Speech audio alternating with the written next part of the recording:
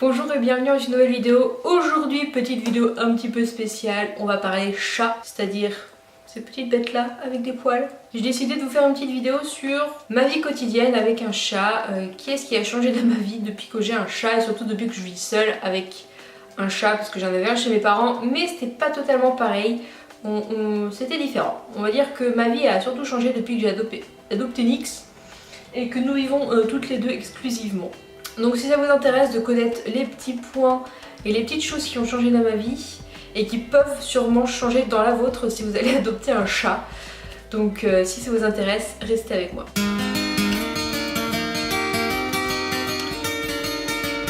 Première chose, c'est que si vous vous sentez seul et que vous décidez de prendre un chat, sachez que vous ne serez plus jamais seul. Parce que vous n'adoptez pas un chat. Je n'ai pas adopté un chat, mais j'ai adopté un chien. Si elle est là aujourd'hui, sur le lit avec moi, c'est parce que je suis là, et qu'elle me suit quasiment tout le temps, je vais partir dans le salon, qu'elle va me suivre. Je vais aller aux toilettes, qu'elle va me suivre. Je ne peux plus aller aux toilettes tranquille. C'est un vrai chien. Ça joint à mon deuxième point qui est je ne fais plus pipi toute seule. Voilà, chaque fois que je vais aux toilettes, je suis suivie. Soit elle me suit directement, soit elle me rejoint. Voilà, pour aller dans sa litière, faire ses griffes sur son tapis litière, soit pour faire des câlins au niveau des genoux et des jambes. Voilà, elle passe alors que tu es assis sur tes toilettes. Tu voudrais être tranquille, et ben non. Troisième point, c'est que vous serez en colocation avec votre chat, mais également avec ses poils. Voilà, le meilleur allié de propriétaire d'un chat, le rouleau adhésif. Parce que, surtout en ce moment, c'est la période des mues. En été, enfin là c'est la fin, mais je pense que c'est un peu toute l'année, les poils sont partout et on en retrouve partout.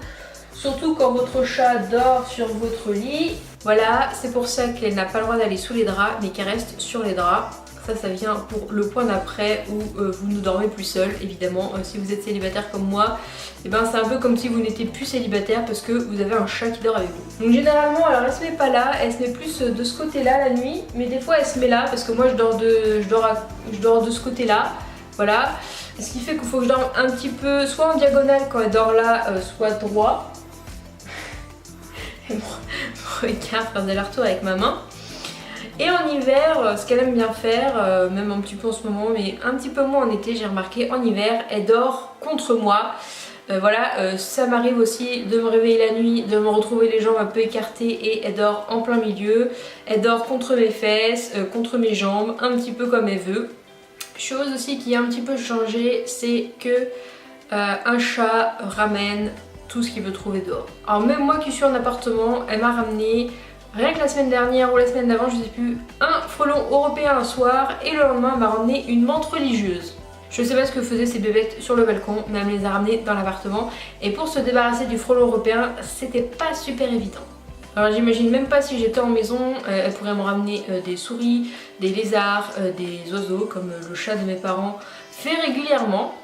Puis c'est surtout qu'elle veut même pas les bouffer, elle veut juste jouer avec. Si vous suivez mon Instagram et mes Insta Stories, vous avez pu voir l'épisode de la menthe religieuse et il y avait une autre bébête qui était apparue aussi dans la maison, mais c'était pas elle qui l'avait ramenée parce que c'était tout en haut d'un meuble et voilà, elle avait joué quand même avec. Avoir un chat, c'est un peu comme avoir un enfant, et vu que je n'ai pas d'enfant, et bien au fond d'écran de mon téléphone, au fond d'écran de mon téléphone, c'est mon chat. Je sais pas si vous allez bien voir, voilà, c'est Nix. Un peu pareil pour toutes mes photos qui se trouvent sur mon téléphone. C'est voilà, comme on peut voir ici, beaucoup de chats, de la nourriture et du chat. Souvent du chat, des chats en position bizarre. Il y a un petit peu de tout, voilà, un chat dans une boîte. Quand on a un chat, c'est aussi dire adieu aux plantes.